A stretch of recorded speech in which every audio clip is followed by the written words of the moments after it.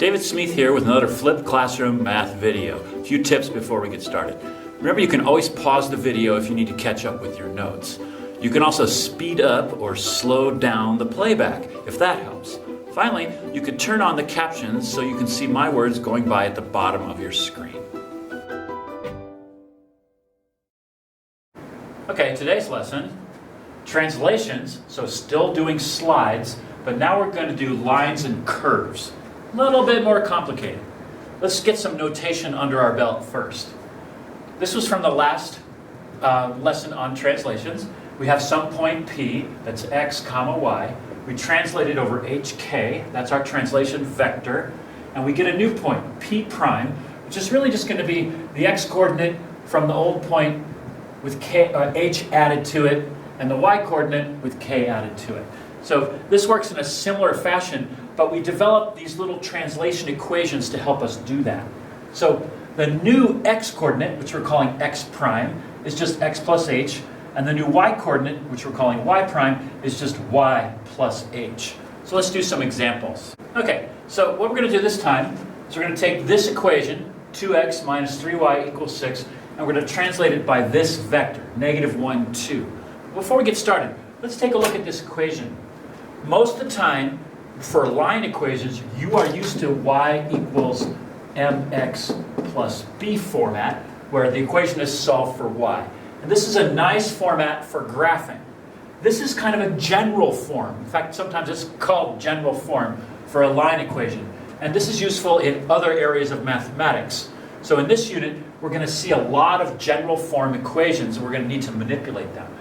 Eventually, we're going to turn this into intercept form so we can graph and see what these two lines look like, the original line and the translated line. Okay, so I'm going to start with these two equations here. These are what we just put up a minute ago. The new x point, x prime, is just x plus the translation factor, and the new y prime is just y plus the translation factor. So what we do with this is we solve these for x so we can do a plug-in. So x here is just x prime minus h, and y here is just y prime minus h. Now, this is a little bit confusing. My brain is just a little bit dyslexic, so there are times when I switch things that are either or, plus or minus. So maybe I'll make a mistake, see if you can catch it. All right, so now we want to do a plug-in step. Here's our x. We want this to be x prime, so the way we get that is we're going to take this equation here and subtract h. Now h is negative 1, so we're going to end up subtracting negative 1, so that's going to be x plus 1. This one is the opposite. So now we take our y prime minus h, and we subtract it there because this is positive, so we're just going to subtract that 2 and get y minus 2. I think that's the hardest step for this. The rest is basic algebra. Let's do our distributive property on these two. We get 2x plus 2 minus 3y, negative times a negative, plus 6 equals 6. Solve. 2x minus 3y. I'm going to subtract this 2 and subtract this 6. I'm subtracting 8 from both sides, so I'm going to get equals negative 2. So that's our new equation. So this equation is this one translated by that vector. Now it looks like that. Okay, so now let's do the graph of these two lines. Here's our original, and here's our translated line equation. So what we did is we took this equation, we translated under this vector, we wound up with this equation. And so what I'm going to do is keep track of my work right here. Here's my original, here's my translated equation. And we're going to find the two intercepts for each equation, and we'll graph them. So general form makes finding intercepts pretty darn easy. If you'll recall, the y-intercept happens when the line crosses the y-axis. Right, of course. So what's the x value when that happens? It's 0. Whenever we cross this y-axis, we're neither right nor left. So that means the x value is 0 at the y-intercept. So all I got to do is insert 0 for x and solve for y.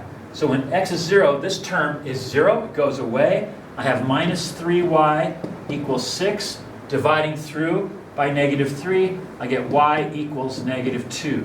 So the y-intercept is the point 0, -2, like that. Similarly, for the x-intercept, that happens when y is 0. Because when it crosses the x-axis, anywhere along there, the y value is going to be 0 because it's neither lower nor higher on the y-axis. So I can plug in 0 for y. That makes this term go away, because 3 times 0 is 0. I just end up with 2x equals 6, divide through by 2, get x equals 3. So the x-intercept is 3, 0. Now I'm going to do the same for my translated equation. Set x equal to 0, minus 3y equals -2, divide through, I get y equals 2/3. -2 divided by -3 is positive 2/3. So this point is 0, 2/3.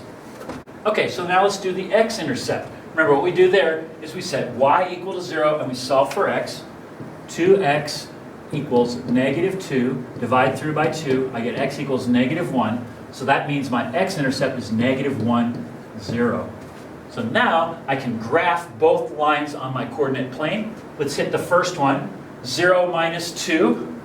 0, -2, that's right there. 3, 0, that's out here. So here's this line.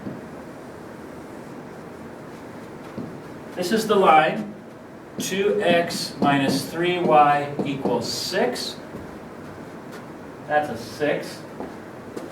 Now we need to graph this line. So let's take a look at my, my y-intercept. 0, 2/3.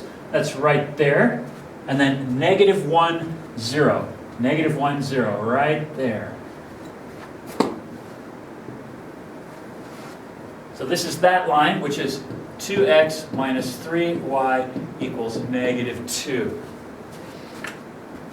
Okay, let's take a look at what happened here, because there's a few things we can talk about that show us that we did this right and they match our ideas about what should happen to these lines. If I slide a line, I'm not rotating it, so the new line should have the same slope.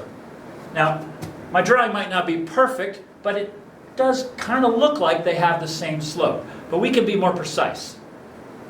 These two equations give you slope. It doesn't show up as the x coefficient because this is not in y equals mx plus b form, but it's pretty easy to get.